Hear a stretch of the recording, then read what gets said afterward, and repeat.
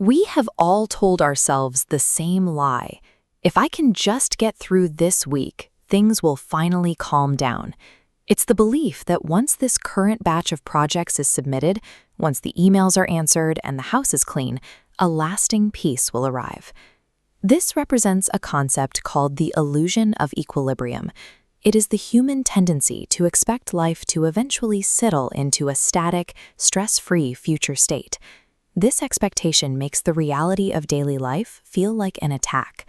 When we subconsciously project a flat, quiet timeline, every broken appliance or sudden deadline shatters our sense of progress, leading to a chronic feeling of personal failure.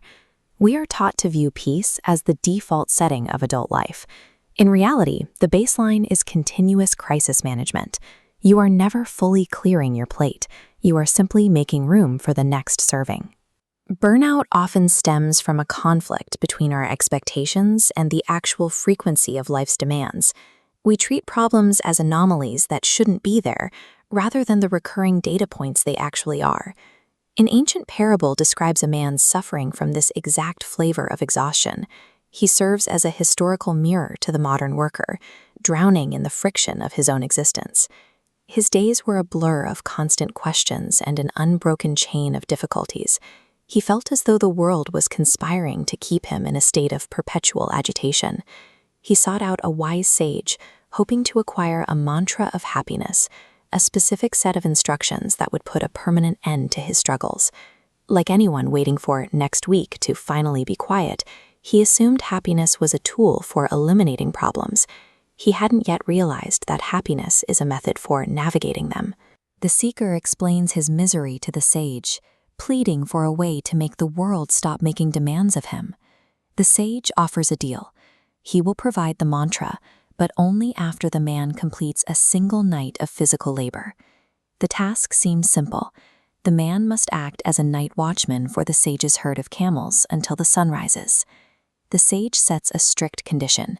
The man receives the mantra only when the entire herd achieves total synchronization, every camel resting at once. The seeker accepts, expecting the system to converge on that state of rest within hours. He makes the mistake of assuming a complex system of living creatures will naturally default to a state of total, uniform stillness. The watch begins.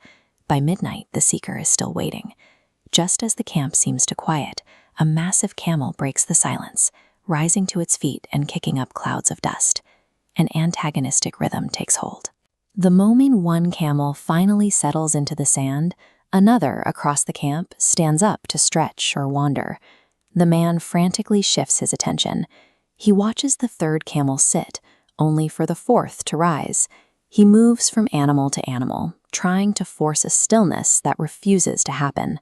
His exhaustion is no longer about the labor of watching the herd. It is the result of his mind fighting against a dynamic, moving system that refuses to be static. Morning arrives. The sun rises on a herd that is just as active as it was the night before. The seeker has failed. The man's frustration came from his psychological resistance to the camel's natural, asynchronous rhythm. He spent the night waiting for a moment that the system was never designed to produce. The seeker confronts the sage, calling the task a rigged game. He claims it is statistically impossible for 100 camels to ever be still at once.